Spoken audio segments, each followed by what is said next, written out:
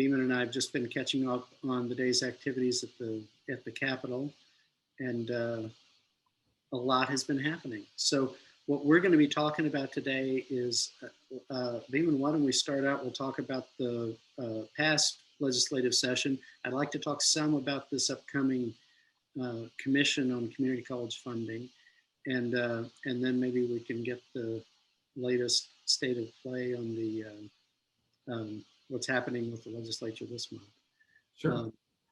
I'm showing just about straight up 3 o'clock. So why don't we go ahead and get started? And if anybody comes in late, they can always come back later and watch the recording. First of all, let me start with introductions. My name is Richard Moore. I'm the Executive Director of Texas Community College Teachers Association. Thank you all for being with us today and tomorrow. Look forward to just a series of really good conversations about things affecting your work and what's happening right now with community colleges around Texas. And we thought a great place to start this series of conversations is with Beaman Floyd. Beaman has represented TCCTA before the Texas legislature, as well as state agencies for, I hate to say how long, going on 20 years, I believe. Isn't that right, Beaman? I believe that's so. So he's very familiar with issues that affect our members, and he and I work very closely to make sure that we're communicating the message that y'all have for legislators, and also helps us devise strategies to keep each of our members up to speed on what's happening and informed about how each of you can engage and be a part of it. And that you will hear every time Beaman talks, how important that is, that really is the heart of what we do. What Beaman or I think about a particular issue might be mildly interesting to another person, but legislators care deeply about what you think because you all vote and they care about your opinion. So it's our job just to make sure that your voice is being heard and that you're aware when a good time is going to be to engage. Also, before we get started, I want to thank Carol Hawkins, who's with us today. She is making sure that everything is working and that things go smoothly. So thank you, Carol, for that. Beaman, why don't we begin with just a quick summary of the legislative sessions, the issues that we were mostly focused on. And wait, I forgot that I didn't mention AMBA. But this was like, Richard had one thing to do today and I forgot it. Our sponsor today is AMBA, who has been a partner of TCCTA's for several years and does really great work with them, and has been a very good partner for us because they've pulled together a suite of benefits for a number of associations and are just really good at that. And I hope you'll take a look. Deanna Balcom is our contact there. You can see her contact information there. And she can talk with you about all the benefits that they offer, pricing discounts on everything from travel to health insurance and other types of insurance like that. So go to their website and see what they have to offer. Give Deanna a call, tell her you're with TCCTA and see how she can help. So AMBA, Deanna, thanks for your sponsorship today. So there. Beaman, back to what I was asking, how did things go with the session? What's your assessment of it? And how did things come out for community colleges? Yeah, well, it just seems like forever ago now, but it was also just yesterday. The session was really weird and interesting. We knew that it was going to be potentially a very difficult session. We knew that politically it would be an interesting session because we had a brand new Speaker of the House. And a new Speaker of the House means new committee members and new committee chairs and maybe a really different flavor of what we're up to, maybe not. You know, we didn't know. We had a pretty good idea coming into the session that Dave Phelan would be elected Speaker of the House. He sort of sewed that up in the fall 2020 before we came in. But we had known there was going to be a speaker's race for a full year before that when former Speaker Dennis Bonnen announced that he would not be running for re-election to the House. We knew that the session was going to be a difficult session because the issues of redistricting would be at the fore. Redistricting is the once every decade fiesta that we have where we redraw and reapportion districts in both the state legislature and the United States Congress. Those are really, that decennial activity is really something special politically because it's sort of the lifeblood of the way people get elected. I think everybody is familiar with it, and with attempts to gain advantage, some would say gerrymander, the process in favor of the prevailing party. And we have a very clear prevailing party here in Texas. The Republican Party is the majority in the House, the Senate, and is in possession of all the statewide offices at this juncture, which weirdly makes it a harder fight because instead of sort of having a compromise thing, you're typically tilting the scales as far as you can and then have a big fight. You all may recall that we did this in 2001, 2002, 2003, 2004, and things happened, like the legislature left the state in 2004 during a special session. Put a pin in that because we're going to be talking about that again here in just a second. So we knew that was coming at us for the legislative session. What we didn't know at the beginning of the interim was that we were going to have COVID-19 and all of the just astounding fallout from COVID-19. That created an enormous uncertainty during the interim because we didn't know what the money was going to look like. We didn't know how damaged the Texas economy would be. And we didn't have the normal state of play in the interim of having interim committees and hearings and sort of all the policy stakeholders staying in touch with each other and interim activities. And that's really important. That's an extremely important thing. The session began and we still had uncertainty about money, but it wound up flipping just amazingly the other way because, as you know, we got we had a presidential election and switched out presidents at the federal level, and the Texas economy wound up doing better than anyone expected it to do, and I mean anyone, including the Comptroller of Public Accounts. We were damaged less than anyone thought we would be by COVID, and we got a lot of money from the federal government. A lot of money from the federal government in these tranches, some of which came directly to your institutions, some of which came to the state for use in discrete spaces related to your institutions, some of which just went to the state and could be used for general revenue purposes. But amazingly, instead of having a situation where we didn't have enough money, we wound up in a situation where we were trying to figure out how to spend certain dollars, which was a big surprise. And then, sorry, one more thing has to be mentioned. Those of you who live in Texas know that it got cold in February, and then it iced, and then it snowed, and then the electricity went out. That had an enormous impact on the legislative session. It had a tactical impact on the session because we were not in session for more than a week in an important formative part of the legislative session. It had a tremendous political impact on the legislative session, and it had a policy impact on the session in terms of that the ice storm really drew a lot of attention. So in general terms, this legislative session was just absolutely unprecedented. I mean, really just amazingly wild compared to any other session I've ever worked. Yeah.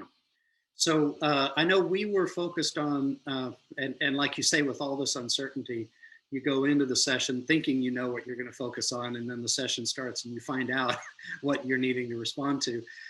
But funding was front and center going in. And as you said, we were concerned about our colleges because enrollments had dropped and we didn't know what the impact would be on our schools for that.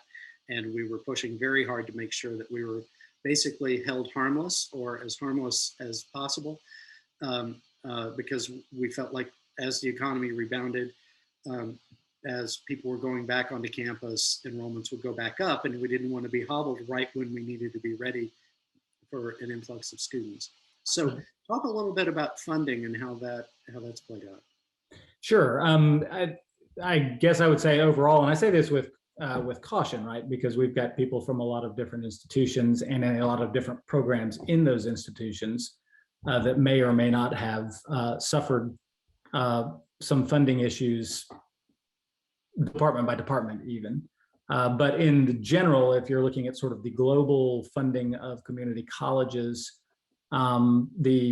again, the surprising news was that there was never a really hard push for us to cut budgets, and there was a real consideration given to that hold harmless you're discussing with regard to enrollments. And so the overall net result of this session, and Richard, as you know, because you were sitting in the room, TCCTA works hard with the president's group and the trustees group, other stakeholders groups on funding related issues.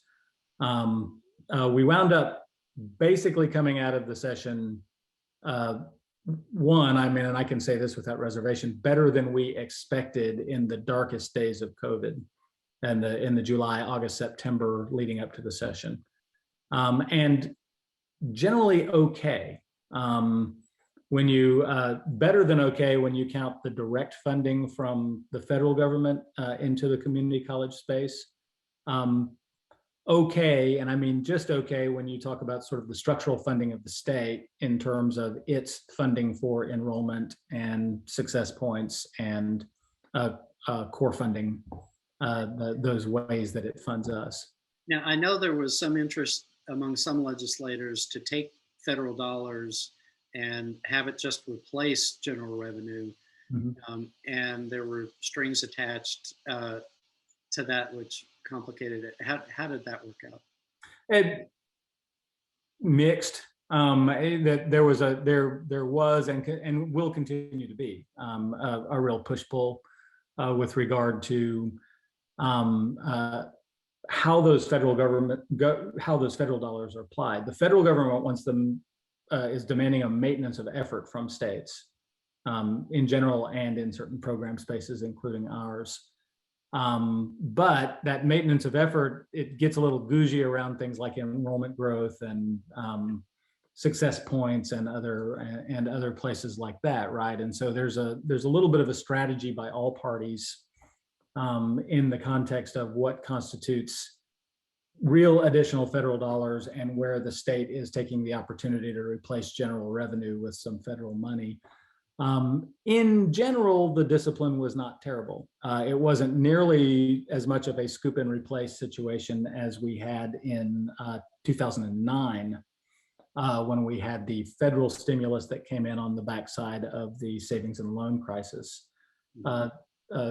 Some of y'all may recall that we had a sort of a whole-scale scoop and replace in a lot of spaces in our state government.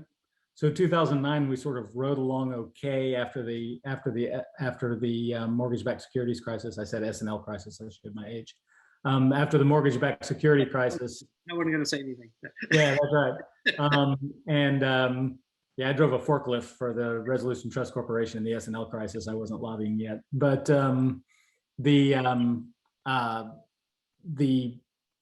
we had a really bad session in 2011 as a result, because we had replaced so much state revenue in 2009 with federal revenue. Well, you still had to pay, and we wound up just paying that freight in 2011 rather than in 2009. So there's enough of an institutional memory in the legislature about that to be a little bit more cautious this time, I think, and from all parties. And then there was enough oversight or strings attached, depending on how you see it, by the federal government of these incoming funds, such that it was going to be a challenge. And the federal government sent that very early. Texas sought a series of waivers on expenditure of those incoming federal dollars, and the federal government said no, and then the real work began. The preliminaries, the testing of those waters happened pretty quick, and it was going to be real hard for us to do a wholesale replacement. And it'd be my observation that we had gone through the interim and into the session really with our central message around funding being that we're the solution to the economic crisis that we're in, that upskilling people, getting people into good paying jobs is going to be the real way out of all this. And so you don't want to starve the thing that's the solution to the problem. And it does seem that legislators heard that. I mean, when we were talking with legislators, I mean, you never talk with a legislator who says, I have too much money. They're all saying, how little they can spend, but they were not really needing any convincing about the value of community colleges or why supporting community colleges was important. That message seemed to have resonated. Yeah, I mean, our message, and this is great news and this is, again, as Richard says, your opinion is important at the legislature. This is a result of y'all's work at your institutions, that the cumulative effect of your work as a public policy proposition in Texas is not disputed. I mean, that we walk in and it's never, should we fund community colleges, or are community colleges doing a good job, or are they a good proposition? The policy questions are all related to scarcity. How much money is there practically that we can actually spend, and to a certain degree on the margins, the how. How do we do this? How do we get the result we really want? And those hows tend to sort of spool around success points, which we talk about. Should the funding pattern lean more toward these outcomes-based style of funding, or should it be a formula, the effort that you're making on behalf of the whole population funding? That's one of the hows. And then some discrete hows like dual credit and other spaces like that. But the basic message that community colleges are a good value proposition, that is stipulated by all parties. And when I say all parties, I mean all stakeholders at the table and all political parties at the legislature, Democrats and Republicans alike, really see what you're doing as a great value. Some of them want you to do more of some things than other things, and some of them want to fund you differently. But in general, you are a well-respected stakeholder, a well-respected constituency down there. And one area where I think some of our folks may be particularly interested has to do with the new funding around workforce.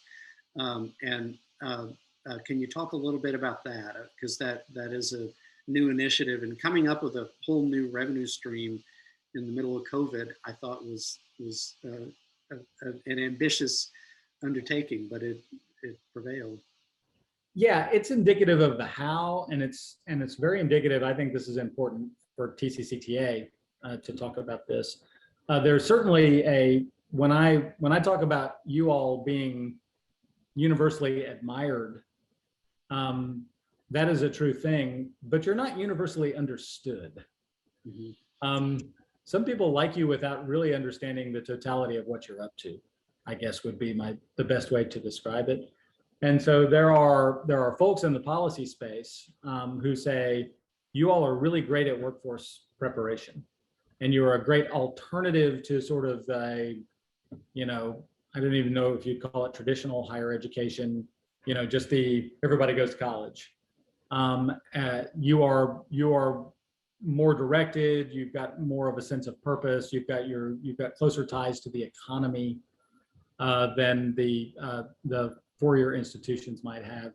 And they love that about you, and we love that about you. But the question is, and so there's a lot of desire to support that mission. And that came out, right? That came out in this whole concept of workforce preparation and, as Richard mentions, new revenue in that space. The question that we have to ask, and that's the important question, is how does this relate to the totality of your mission, right? Because you're also preparing people for transfer, and you're also educating people in their own right for whatever purposes they care to use that education for, and you're making citizens, and you're doing all kinds of stuff in your communities that is just absolutely vital. And it's not all just train a guy, get a job, the end, right? Never think when I say something like that I'm minimizing the train a guy, get a job, because that's like super important, and you guys do a fantastic job at it. You just do a lot of stuff. And part of our deal is to say, if you like the broadness of our mission, fund us broadly. Well, yeah, go ahead. Yeah, and I think for members attending, we have a flyer that TACC put out about the TRUE initiative, how that is being funded. So have a look at that. If those are dollars that you're seeking, there's some good information in that. It really is targeted at workforce and getting our students upskilled and certified, and right. And it's extremely valuable whether you're on the academic side or the vocational side of the college. It really is talking to both sides. So have a look; it's valuable. And on that mission question, I want to get into that a little bit more, especially around this commission that we'll be talking about in a second. First, though, I want to ask you about the tenure bills. That was something that took some time during the session. Legislation was filed that was affecting tenure. About a third of the community colleges in Texas offer tenure. It really would have affected everybody, but it was specifically directed at those people who have tenure and what constitutes cause to take it away. So could you take just a minute or two and talk about what was at stake in those bills and how that turned out? Sure. Yeah, there were two main tenure bills. One of those bills was it increased the frequency of tenure from 6 years to 4 years, the sort of statutory frequency of tenure at public institutions. And it provided a laundry list of issues that could be good cause for the revocation of tenure.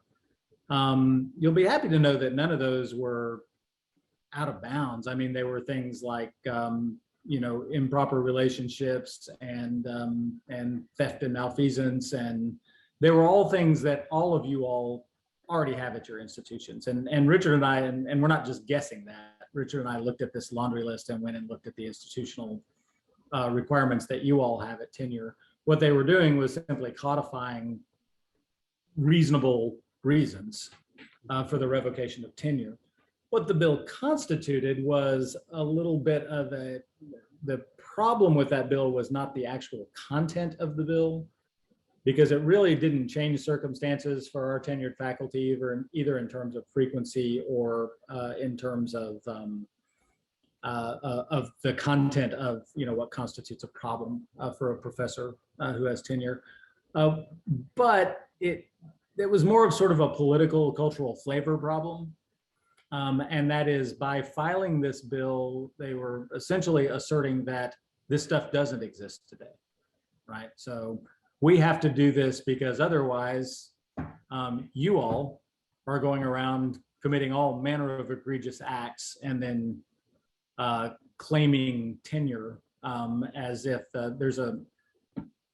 I highly recommend that none of you ever watch the movie Lethal Weapon 2, because it is not a good piece of literature, I promise you that. And there's one of the things that makes it ridiculous is that the bad guys are all from South Africa, and they all go around murdering people in the streets of Los Angeles and then claiming diplomatic immunity, like that's a thing. And it's not in diplomatic immunity, and it's not in tenure. It's not as though professors can act any way they want and then claim tenure and have no accountability for the way they act. But that was sort of this bill was sort of a continuation of that concept of, we're going to satisfy the voters of Texas by putting it on tenured professors and making sure that they have standards when you already have standards.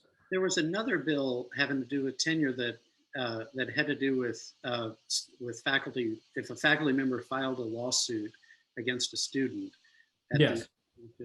whether that student was in that faculty member's class or not, or whether that faculty member knew the student was even enrolled at the institution, that filing a lawsuit would constitute cause for revocation of tenure. And we really paid attention to that legislation, and we weren't the target for that. That was really University of Texas was the case that prompted that, but we managed to we were involved in those discussions and managed to I guess prevent the bill from going forward.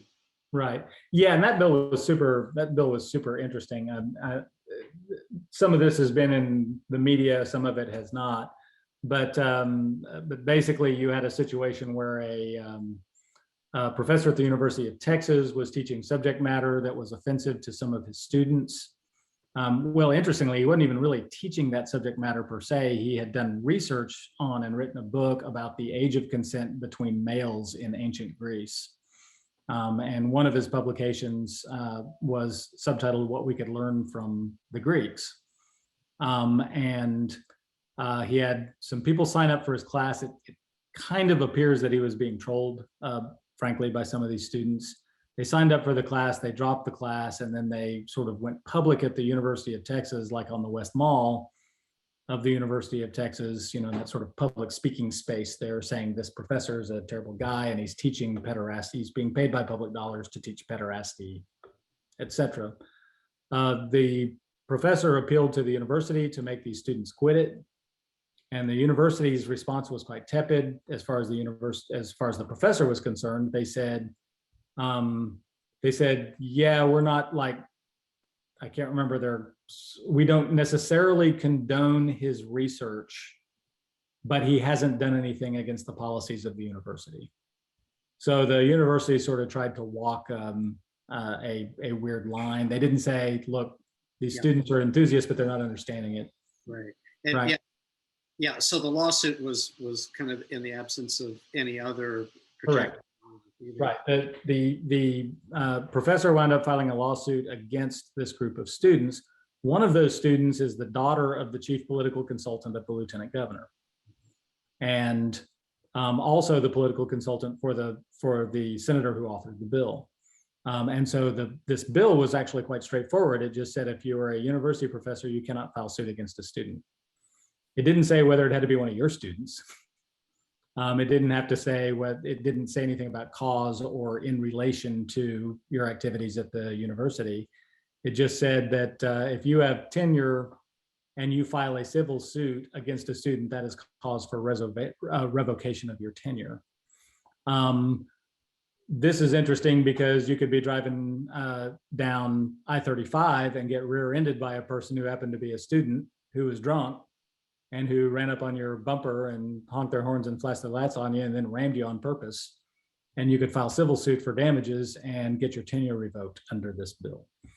And so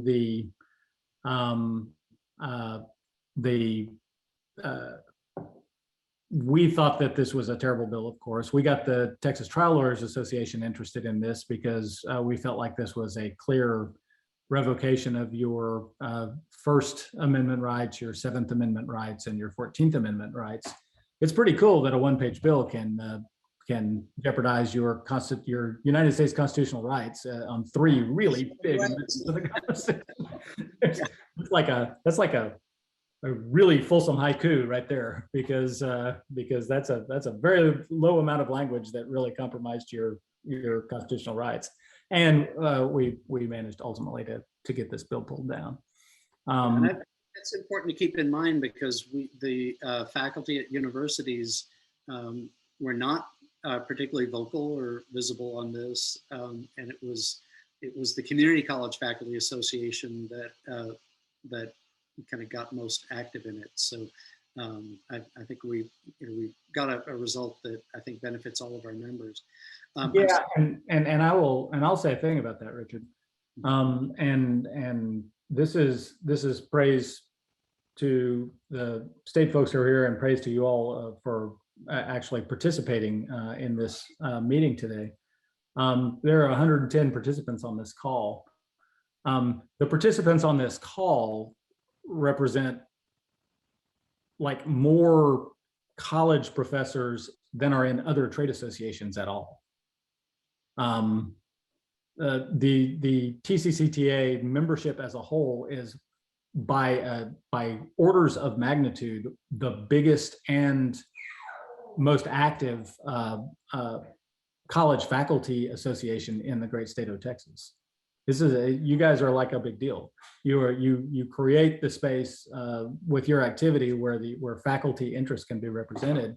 The four-year faculty is really not organized, and I would say this to the people who claim to be organizing them. They're not organized in any really effective way where they can really give good, consistent public policy stakeholder input and really participate in the process at all. You guys are kind of it as far as dedicated faculty is concerned. So hooray for you. And I think that really shows in the results. So if you're ever wondering, can we make a difference? Just pay attention to our emails during legislative sessions and afterwards, that the votes that changed because our members were involved in the process. So I want to make sure we get to everything on my checklist here. And I see a question here from Tony Badillo. Hi, Tony. About the critical race theory. That is something we're going to spend quite a bit of time on here in a few minutes. I want to make sure we get to this commission topic first, though, so we will get to that one shortly. But Tony, thanks for asking about that. Beaman, talk a little bit about the commission work. Stacy Stewie is currently serving on the advisory committee that's supporting the work of the commission. She's our president this year. Beaman and I are also involved in those discussions as well. But could you talk a little bit about the commission, the notion behind it, how it came to be? Sure. From time to time in the legislative process of government here in Texas, commissions are formed. These are like outside commissions of experts to weigh in on a public policy issue. We've seen these, they're sometimes called blue ribbon commissions or blue ribbon panels, that kind of thing. They're typically founded by statute, appointed by legislative leadership or the governor, with some statutory guidance about who the appointees should be. And then they go and they tackle a problem. In this particular case, the president's group, TACC, reviewed the results of the Public Education Commission on School Finance that took place before the 2019 legislative session, which actually worked pretty well as a group and garnered a fairly interesting result for public education. Public education wound up getting its funding increased in that 2019 legislative session, you all might remember. And there was a pretty healthy stakeholder process related to that commission. So the fundamental question that was posited to policyholders is, could a similar commission, given the fact that we have a lot of complexity to the way we're funded and a lot of different kinds of institutions that are funded in a common pattern, could a commission be good for community colleges in terms of really focusing the public policy brain trust of Texas on how to do long-term, strategic, stable funding for community colleges? TAC sought and was able to acquire bill sponsors to get the commission going. We weighed in during the legislative session and said, if we're going to do this thing, we've got to have a faculty voice and faculty representation on this commission. And there was general agreement there. The bill went through the legislative process. At one point, the governor weighed in very strongly and said, here's kind of the way I want to do this and how I want to do it if I'm going to be appointing people to it. And at the end of the day, we did in fact get a bill across the finish line that establishes a commission for the funding of community colleges. It will include representatives from the public, legislative representatives, faculty representative, a representative from TAC, a representative from the trustees. And so if it's done properly, and of course the commission is about the statutory founding of it and then the way you actually do the statute, right? But assuming that everybody's operating in good faith, and I think that's a good assumption.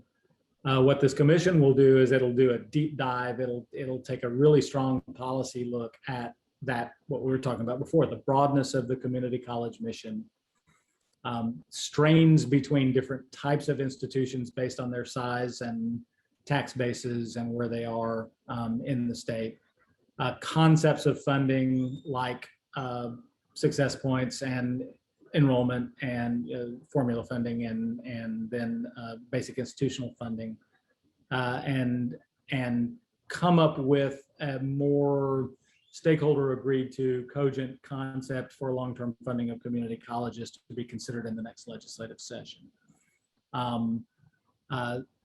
As I said, we do have faculty representation. Right now, the commission has not been formed yet. We haven't gotten to the effective date of the bill yet. But what we have done with TAC and the trustees group is we've created a working group to provide information and resources to the commission once it's fully formed. That working group is currently meeting. It's meeting on a monthly basis and corresponding more than that. We're trading information with each other on an ongoing basis.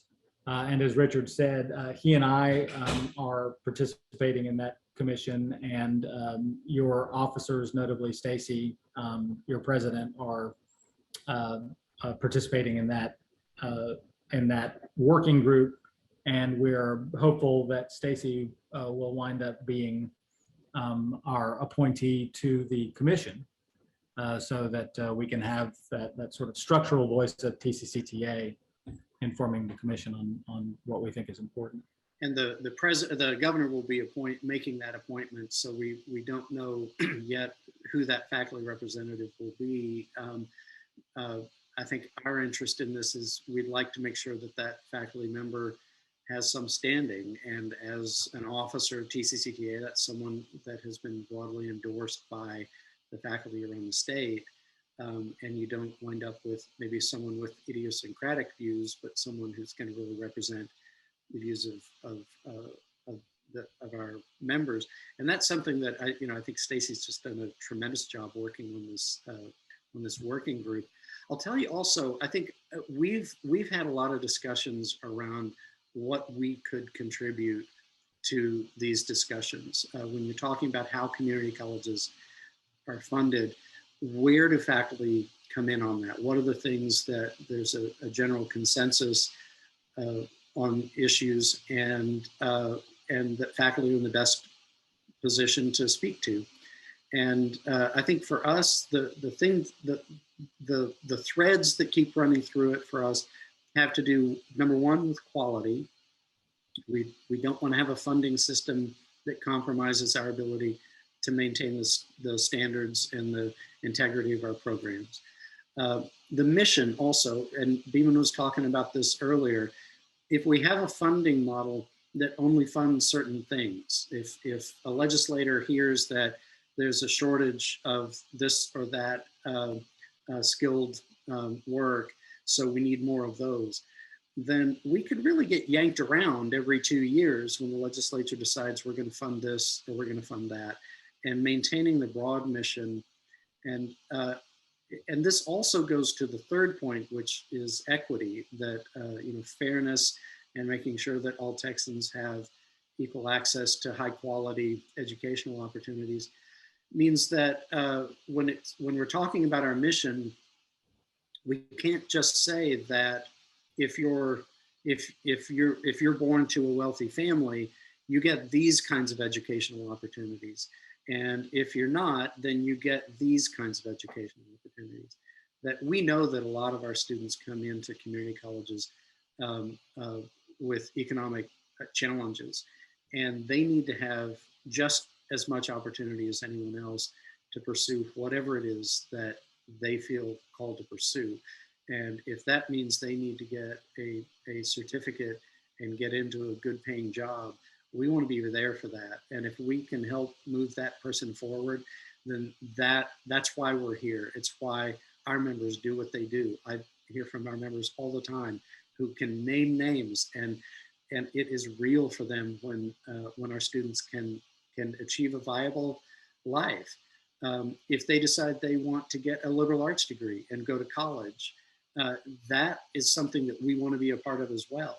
And we don't want to say to those students, yeah, you don't get to do that because you can't afford to go to a university. And so for us, that it is very much a part of the equity argument when we're talking about our mission, that we need to provide all of the above to our students. So those, I guess, are sort of the three notes that we want to strike. Now, in these conversations, all sorts of issues come up that we need to be able to speak to. But these are the things that I think we want to make sure are embedded in any discussion around funding for our colleges. Yeah, and I think it's you know, we saw the bad end of this thing back in, again, I'll show my age, back in 2007, 2009, when we were involved in the sort of initial run at what they called incentive points at the time. And those were prescribed notions that basically empowered the legislature to say, if we see a particular profession or a particular skill that we think is a big deal, we can unilaterally shape the interests of the college toward that profession. We just thought those were not good bills.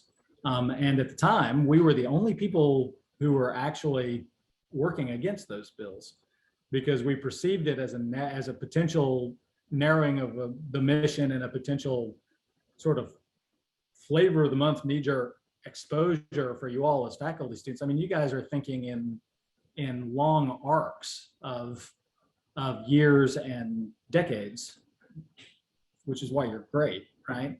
And the idea that you would basically expose y'all's like planning and building of your institutional, you know, your institutional talent to this sort of flavor of the month stuff. And so we went and we fought that real hard, and we basically dialed them back into a much more into the space that they're in now with success points, where we are still we occupy a sort of a critical space on success points, where we say we think they need to be critiqued. We think you need to really think about what you're doing, and a responsible review of what you want to do with success points. And we are throwing that marker down all the time. But we are far away, I'm happy to say, from those original days of incentive points, which was kind of just crazy. I don't know how y'all would run departments, frankly, if those bills had managed to pass in 2007, 9, and 11.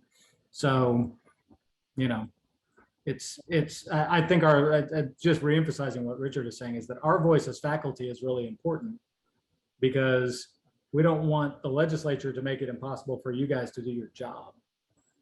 That would be a bad result for us. It'd be a bad result for you, and it'd be a bad result for them. And so that's what we're doing when we're working on these discrete funding issues.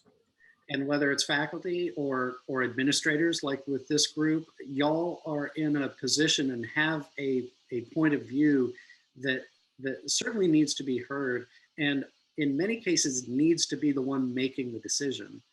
And when you see legislators making decisions around curriculum or programs like that, it's really a matter of who's in the best position to make that call, whether it's, in some cases, it is the legislature, but where it's the faculty or the department chair or the dean or the president is in the best role, let them make those calls. And I think, for the most part, Texas has been pretty lucky. I see some of the decisions that's come out of Florida where they get right into the syllabus, and they say, here's what your syllabus is going to look like. The Texas legislature traditionally has been pretty modest about that and said, we're really not the best ones to make those decisions. That's why y'all do what y'all do, so do that well. This really transitions, interestingly, into this next topic, which is that the legislature has gone back into session at the call of the governor, and they're dealing with a number of hot button issues right now, all at once. And everybody, I think, is seeing on TV the discussions around voting rights.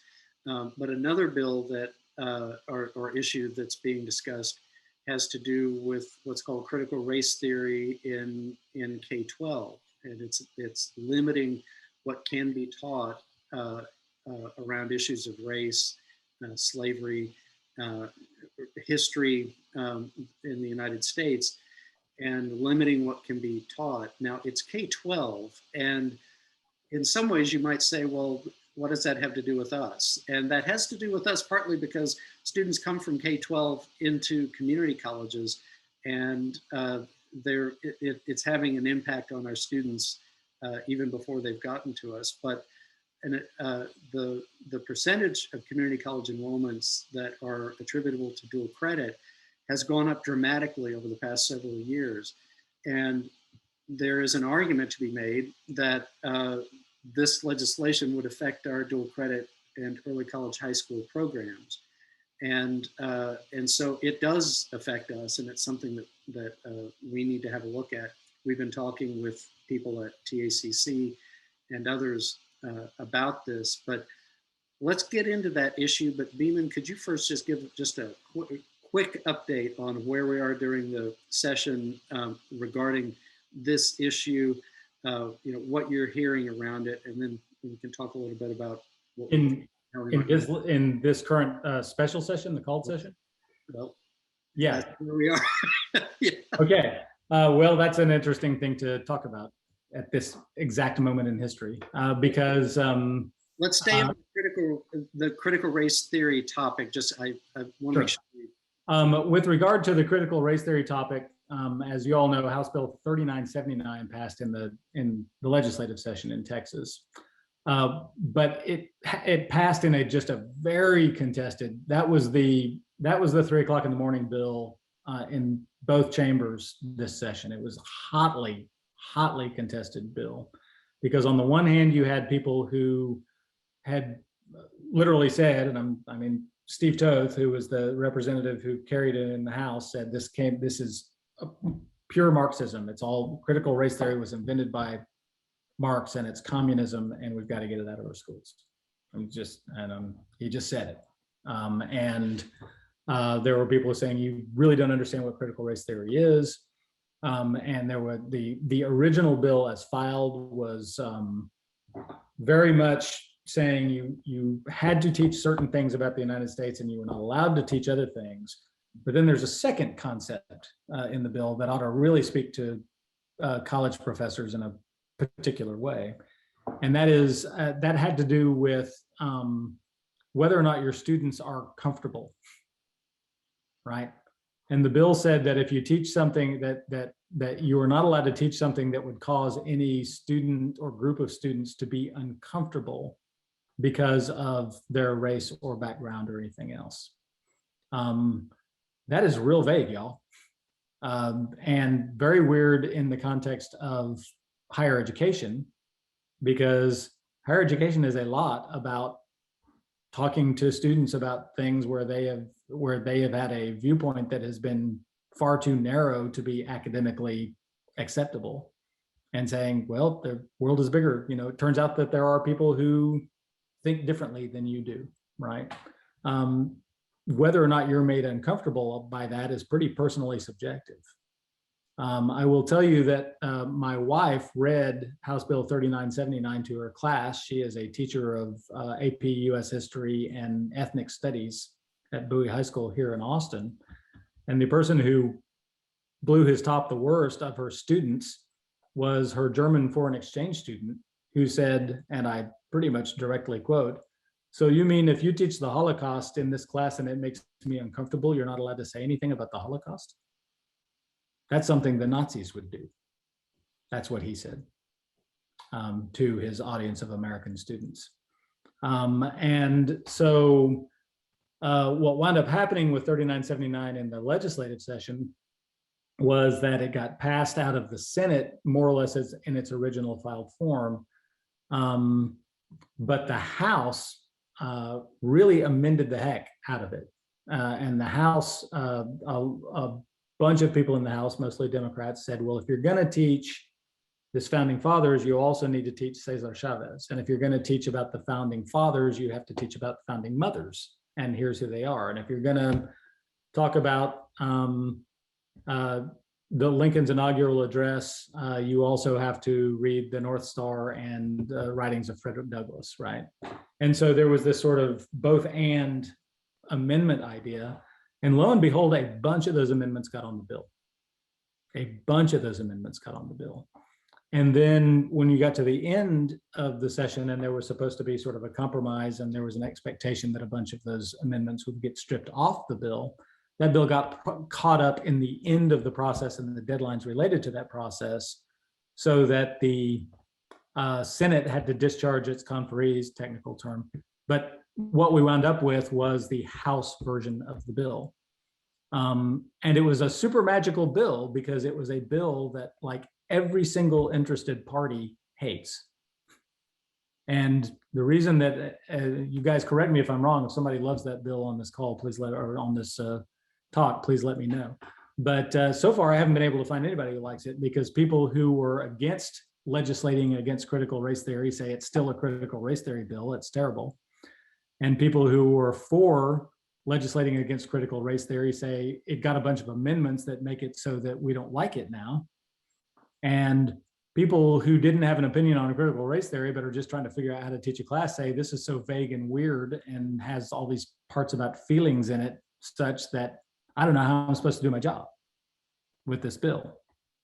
This is House Bill 3979. The governor listened to some of his constituency, his particular political constituency, put the bill back on the call with the idea of moving it back toward the originally filed bill. But that puts the Republicans in a fairly difficult position politically, because what it means is repealing the parts that talk about Cesar Chavez and the founding mothers and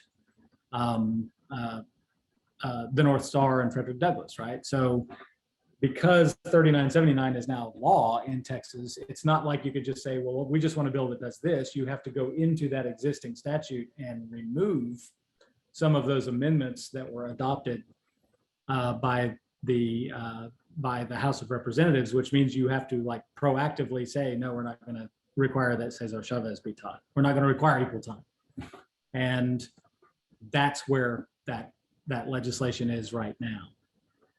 And so I think we're looking at this trying to really hone in on what do we do as an organization, and where are our members on this. And it seems that, I mean, this is such a hot button issue that it's kind of blinding. You can't, it's hard to even think about without talking about the content of it and right. what they're teaching their students. But if you can step back even a little bit, what I see is that role that we were talking about earlier, about the role that the legislature needs to play in the educational process. And is this something that they should be weighing in on? Or is this something that we should be talking about within our departments around the state, around how we're teaching these courses? And it's the academic freedom of it. And it's just the impact that we're trying to have on our students when we're getting all of this noise, and it's very partisan. However you feel about these issues, bringing politicizing and partisanizing the syllabus is a really dangerous road to go down. And I think that's what we need to be talking about. Yeah, and I think it's important. First of all, should you be talking about it? Yes, for sure. Second is that if you're gonna, our public stance on the bill should at least be based in like what the bill is. Part of the problem with bills like this is it's hard to go back in a disciplined way, remember what the bills say. The bills are not saying that there's nothing in the state that says you have to teach critical race theory. This bill prohibits the teaching of critical race theory, right? Or attempts to do so. One of the lines of questioning on the floor, and this was highly partisanized, so forgive me for bringing it up, but one of the legislators, Democratic legislators who was against this, has a PhD in critical race theory. And she got up and was questioning the author and said, how many books have you read on this? And he said, none. And she said, what have you read on it? And he said, white papers. And she said, can you name any of the authors of the white papers? And he said, no. And so, and what I'm saying is just a matter of record. That's the discussion. What he said is, what I know about critical race theory is that its origins are in Marxism and it's communism, and we're teaching it in our schools today. Well, the question is, is that statement true? And the answer is, well, partially, because Marx does talk about critical theory, right? He says there are things that you accept as givens in your life that are, that you should examine critically and decide whether or not those structures are actually somehow natural law, or whether they are things that can be broken, and whether you can have a revolution against these kinds of structures. It's controversial talk, right? But it's the lack of understanding of what we're talking about in this thing is pretty amazing, right? And so and I will say that and stand behind that statement in any venue. And the fact is that in my talks with you guys and my talks with the school administrators and other people on this issue, it really boils down to a sense of local control. There are plenty of people in state who want nothing to do with teaching critical race theory. And right now, that's their choice. They can choose to do that. There are people in this state who say critical race theory is really interesting, and we think that it is an absolutely vital tool to getting people to be thinking in terms of sort of a new social paradigm here, and to sort of really open their minds and be less biased. That critical race theory is a tool against bias, right? And so why do you want to forbid a tool against bias? Is it because you like bias, right? Is the critical question. And so, but the point is that in a free academic space, you can have these conversations and people can say, we think it's a ridiculous tool, and we think critical race theory writings have gone too far and we're not using it. Or you can say, I think critical race theory is a very valuable tool and we're going to use it, right? There's a third space that I find to be pretty frightening. One of the major sort of conservative think tanks here in Texas published a tweet, but it was sort of a constructed tweet. It was a graphic that they tweeted out, and it was watch for signs of critical race theory in your schools. So they're not going to call it critical race theory because we passed 3979, but watch for these words. And these words include things like equity, social justice, inclusion, equality. If you hear these words, it might be critical race theory. Well, those are just like America words, and so they got such criticism for this tweet that they pulled it down within 2 days, I guess. But it's just this bill is like the weird ignition point of our real problems that we're having talking to each other socially. And it's, I guess I would say to talk to the people, administrators and faculty on this in this session. With regard to the actual curriculum, you're probably okay because the classes that you're teaching as dual credit are college classes. And they're talking about high school curriculum, TEAPS type curriculum in the bill. With regard to the feelings of your students, it's a little murkier because you're teaching high school students. And it's unclear whether or not the feelings are linked to the curriculum that is a high school curriculum, or whether the feelings are part of the geography of the classroom that has high school students in it.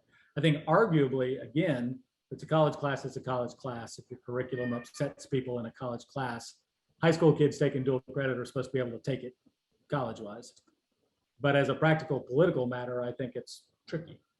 And we're going to run into a situation where superintendents may get nervous about it. So there's an awful lot that we have to keep an eye on.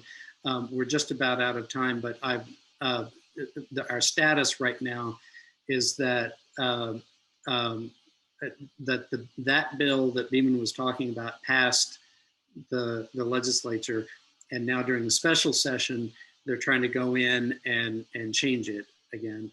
Right. That work has been put on pause as of today. The session or I guess as of tomorrow morning, because a lot of Democrats have left the state and they may lose their quorum for this special session.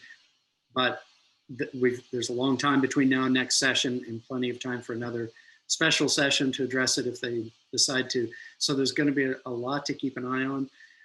I want to encourage all of our members, first, keep an eye on TCCTA's website, on our blog, and look for our emails as there are developments on this issue. If you have opinions on it, please share them with us. My email address is rmoore@tccta.org.